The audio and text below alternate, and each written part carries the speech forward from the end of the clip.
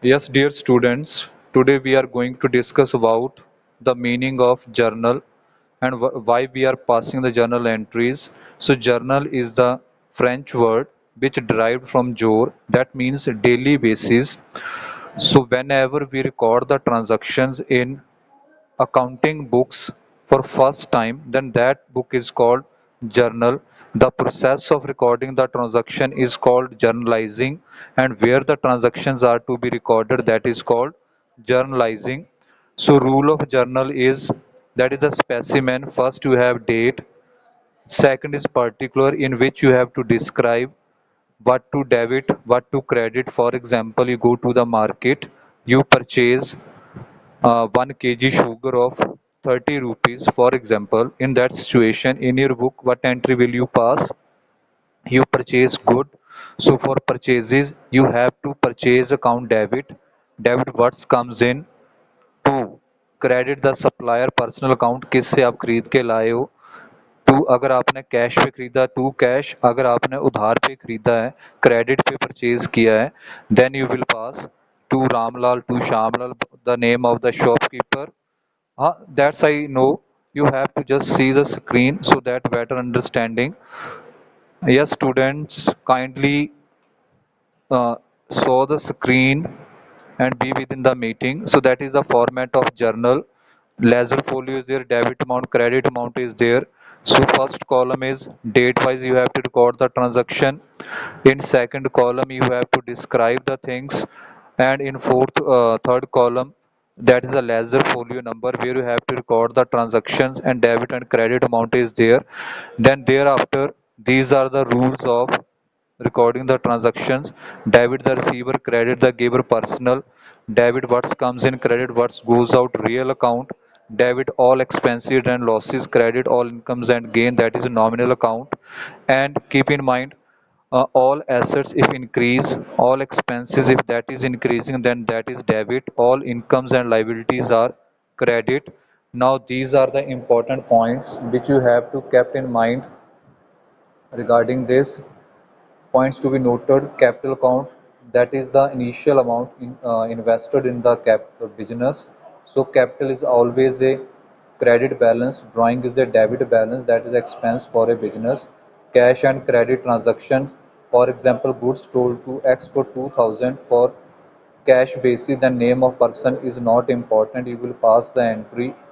Purchase account debit to cash account. If it on credit, then you will pass, for example, goods sold to X for 2000 on credit basis, then debit the receiver X account debit to sales account. Cost and carry forward. So if carries on purchases or carries on sale, carries on purchase is called carries inward, and carries on sale is called carries outward. So in that situation, whatever you have to do, you have to uh, carries inward account debit to cash account, you pass the entry. Then goods given as charity, all these are expenses. Compound journal entry, that means whenever there are more than either two debit or two credit, cash account debit, discount allowed account debit to X account, that is called double entry system. Opening entry, that's the meaning is when we carry forward previous year balance to the next year balance, that is called opening entry. Then moving further, treatment of GST in journal entries, opening entry we can do that. Then whatsoever the GST we are making or paid, that is shown on the asset side. So you can see on your screen the opening entry, all assets are debit, all liabilities are credit. If your balance is credit, then that is your capital. If balances remain on the debit side, then that is called goodwill. Next thing is cash discount and trade discount. So cash discount is to be paid on the time when we have to make prompt payment. If you're receiving the cash, then in that situation, yes beta. Yes, student. I can listen each and every one. Kindly focus on the screen, whatever I am showing. So I request everyone kindly focus whatever you see on your screen. Then that is cash count debit, discount count debit to Mukesh. If you are making a payment.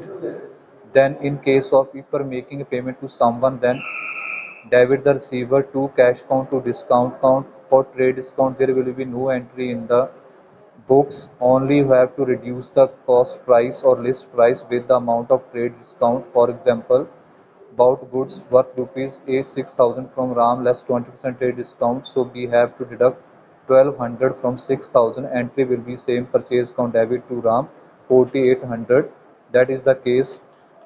Then another thing, that is the major difference between trade discount and cash discount. When allowed, it is allowed on certain quantity being issued.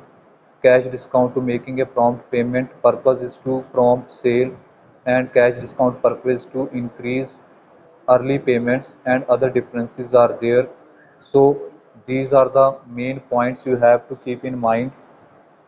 Expenses on purchase of fixed asset, premium paid on proprietary carries paid on buyer, bad debts and interest due loans. I hope so things clear to everyone.